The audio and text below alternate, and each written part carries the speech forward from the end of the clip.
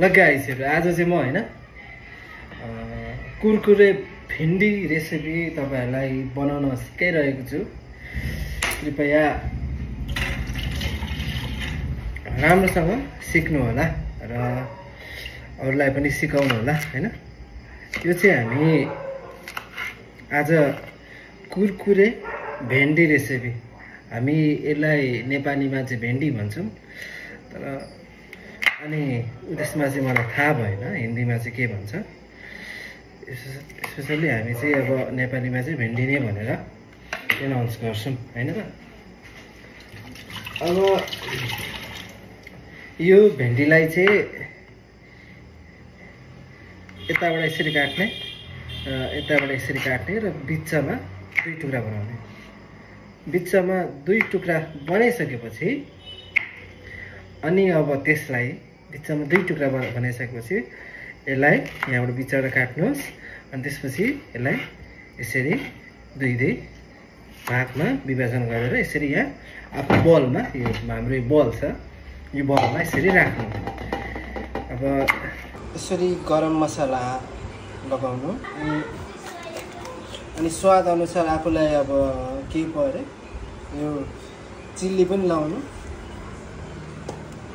अनि अलिकति black paper पनि लाउनु। त्यसै गरी यो अदुवा लसुनको पेस्ट पनि लाउनु अलिकति थोरै रूपमा, धेरै हैन। आजको हाम्रो रेसिपी रहेको छ, आजको रेसिपी चाहिँ हाम्रो भेन्डी फ्राई अर्थात् कुरकुरे भेन्डी। अनि थोरै नुन पनि हाल्दिनु होला, नुन पनि एड गरिदिनु होला। सँग चाहिँ राइट नाउ कागती छैन, कागती नभएको कारणले चाहिँ मैले भिनेगर हाल्दैछु। तपाईले चाहिँ स्वाद अनुसार कागती पनि हाल्न सक्नुहुन्छ र तपाईले यसमा अलिकति मैदा र कर्नफ्लोर पनि हाल्न सक्नुहुन्छ र मैले चाहिँ अहिले मैदा हालेको छु र अलिकति म कर्नफ्लोर पनि हाल्छु। सबै कुरा हालिसकेपछि यसरी मोल्ने चट्ट हैन, यसरी मोल्ने। यो रेसिपीको नाम चाहिँ कुरकुरे भेन्डी है त। ट्राई गर्दैछु, तपाईहरुलाई पनि सिकाउँदैछु र म पनि सिक्दैछु। अनि यसलाई चाहिँ अब डिप फ्राई गर्नुपर्छ।